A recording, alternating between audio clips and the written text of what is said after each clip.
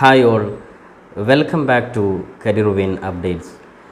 LPSA UPSA പരീക്ഷയുമായി ബന്ധപ്പെട്ട് വിദ്യാർത്ഥികളുടെ പ്രധാനപ്പെട്ട സംശയമായിട്ടുള്ള കേട്ടിട്ട് പരീക്ഷാ റിസൾട്ട്, അതേപോലെ തന്നെ PSCയുടെ ഭാഗത്തു നിന്ന് എക്സാം ഡേറ്റ് എക്സ്റ്റെൻഡ് ചെയ്യുന്നതുമായി ബന്ധപ്പെട്ടുള്ള പ്രധാനപ്പെട്ട ചില അപ്ഡേറ്റ്സുകളാണ് ഈ ഇവിടെ നിങ്ങളുമായി പങ്കുവെക്കാൻ ആഗ്രഹിക്കുന്നത്. വിശദമായി പോകുന്നതിന് എഡ്യൂക്കേഷൻ അഡ്മിഷൻ സംബന്ധമായിട്ടുള്ള എല്ലാ അപ്ഡേറ്റുകൾക്കും ചാനൽ നിങ്ങൾ മറക്കാതെ സബ്സ്ക്രൈബ് ചെയ്ത് വെക്കുവാനും ബെല്ലൈക്കൻ എനാബിൾ ചെയ്ത് വെക്കുവാനും ആമുഖമായിട്ട് ഓർമ്മപ്പെടുത്തുവാനും.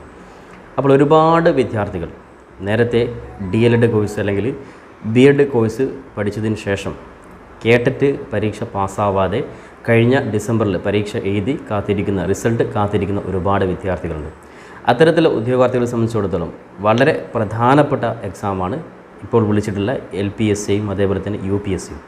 ഒരുപക്ഷെ നിലവിൽ കേട്ടിട്ട് പരീക്ഷയുടെ റിസൾട്ടുമായി ബന്ധപ്പെട്ട് ഉദ്യോഗാർത്ഥികളെ സംബന്ധിച്ചിടത്തോളം റിസൾട്ട് വന്നിട്ടില്ലെങ്കിൽ അവരുടെ ജീവിതത്തിലെ ഏറ്റവും പ്രധാനപ്പെട്ട ഒരു പ്രതീക്ഷ തന്നെയാണ് അസ്തമിക്കുവാൻ പോകുന്നത്. അപ്പോൾ അതുകൊണ്ട് തന്നെ ഈ ഒരു സാഹചര്യത്തിൽ പ്രിയപ്പെട്ട വിദ്യാർത്ഥികളോട് പറയുവാനുള്ളത്, നേരത്തെ ഒരുപാട് വിദ്യാർത്ഥികളുടെ ഭാഗത്തു നിന്നും പരാതികൾ ഞാൻ നേരത്തെ ഫസ്റ്റ് വീഡിയോ ചെയ്ത സമയത്ത് തന്നെ കൃത്യമായിട്ട് പറഞ്ഞിരുന്നു. അതായത് റിസൾട്ടുമായി ബന്ധപ്പെട്ട് കേട്ടിട്ട് പരീക്ഷയുടെ റിസൾട്ട് വന്നാൽ മാത്രമാണ് നിങ്ങൾക്ക് ഇപ്പോൾ വിളിച്ചിട്ടുള്ള LPSAയും UPSAയും പരീക്ഷയ്ക്ക് അപേക്ഷ കൊടുക്കുവാൻ സാധിക്കുള്ളൂ.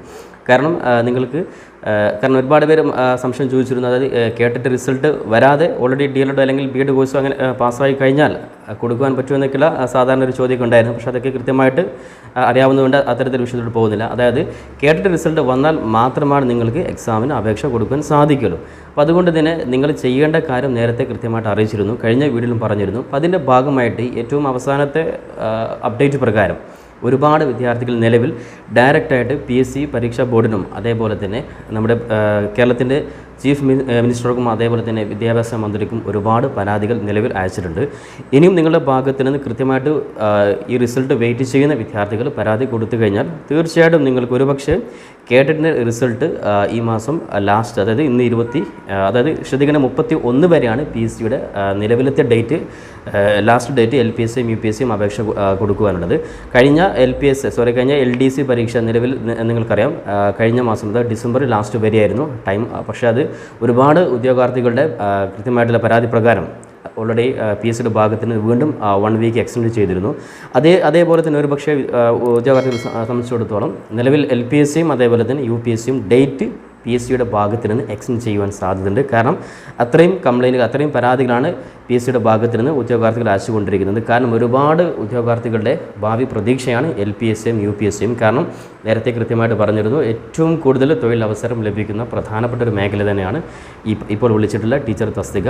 അതുകൊണ്ട് തന്നെ ഒരുപക്ഷെ നിങ്ങളുടെ പരാതി PSC കൃത്യമായിട്ട് അത് സ്വീകരിച്ചുകൊണ്ട് ഡേറ്റ് കേരള സംസ്ഥാന ഗവൺമെൻറ് ഭാഗത്ത് നിന്ന് ഡേറ്റ് എക്സ്റ്റെൻഡ് ചെയ്യും. അതിന് മുന്നോടിയായിട്ട് കേട്ടിട്ട് പരീക്ഷയുടെ റിസൾട്ട് പ്രഖ്യാപിക്കുവാനും സാധ്യതയുണ്ട്. അതുകൊണ്ട് കൃത്യമായിട്ട് നിങ്ങളുടെ ഭാഗത്ത് നിന്ന്, അതായത് ഒരുപാട് പേര് കമൻറ്റിൽ പ്രതികരിച്ചിരുന്നു, ഇത്തരത്തിലുള്ള വിദ്യാഭ്യാസ മേഖലയിൽ വാർത്തകൾ പ്രൊവൈഡ് ചെയ്യുന്ന ചാനലുകാർ വെറുതെ ഒരു വാർത്ത വായിച്ചുകൊണ്ട് വിദ്യാർത്ഥികളെ സപ്പോർട്ട് ചെയ്യാത്ത ഒരു സാഹചര്യമൊക്കെ ഒരുപാട് പേര് പറഞ്ഞിരുന്നു.